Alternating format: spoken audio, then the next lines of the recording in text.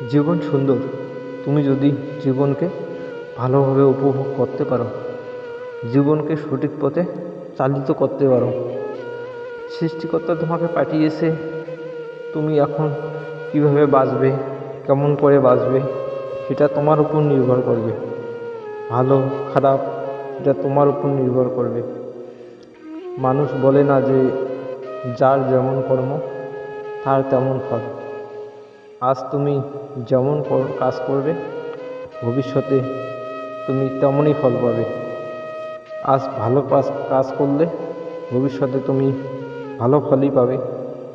তাই কর্ম ভালো করো, তার ফলও অবশ্যই তুমি ভালো পাবে। কিছু মানুষ বলে না যে আমার ভাগ্যের দোষ। দেখো, ভাগ্যের দোষ দেওয়ার আগে তোমাকে কর্ম করতে হবে। তুমি পরিশ্রম না করে ভাগ্যের উপর নির্ভর করবে না যে যা হবে হবে, তাহলে তোমার চিন্তাভাবনা একদমই ভুল। প্রথমে পরিশ্রম করো, তারপর ভাগ্যের উপর ছেড়ে দাও।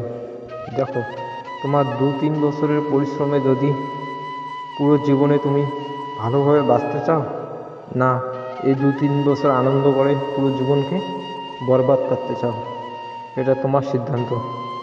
জীবনের সব উত্তর একদিনে পাওয়া যায় না। জীবনের প্রতিটা সকাল নতুন প্রশ্ন করার, নতুন করে ভাবার, নতুন করে বাঁচার সুযোগ দেয়। আজকের একটা ভালো সিদ্ধান্তই আপনার পুরো ভবিষ্যৎ বদলে দিতে পারে। তুমি ভাবো যে তোমার আজকের পরিশ্রমে ঘুম, রাত জেগে নিজের স্বপ্নের জন্য পরিশ্রম করা যদি একদিন সাকসেস হও, তোমার বাবা মা যে কতটা খুশি হবে সেদিন তুমি দেখতে পারবে। কেউ কেউ মনে করে যে আমাকে দিয়ে মনে হয় আর কিছু হবে না।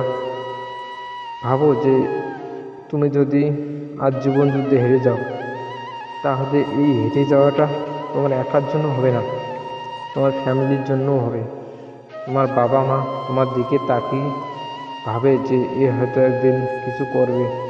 কিন্তু আজ যদি তুমি হেরে যাও, যদি তুমি বলো যে বাবা আমার দ্বারা আর কিছু হবে না, তাহলে ভাবো যে তোমার বাবা মা যে তোমার উপর যে যা বিশ্বাস রেখেছিল সেটা যদি রাখতে না পারো, তোমার বাবা মা যে ভেঙে পড়বে, এটা কি তুমি তখন সহ্য করতে পারবে?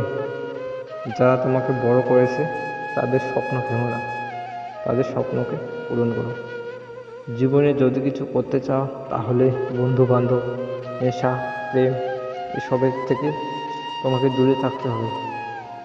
হয়তো 2-3 বছর অনেকটা কষ্ট হবে, কিন্তু এটাও মনে রাখবে যে 2-3 বছর পরিশ্রম করলে তোমার ভবিষ্যৎও সুন্দর হবে। তাই কষ্টকে স্বীকার করো, নিজের লক্ষ্য স্থির করো, পরিশ্রম করো আর নিজের স্বপ্নকে পূরণ করো।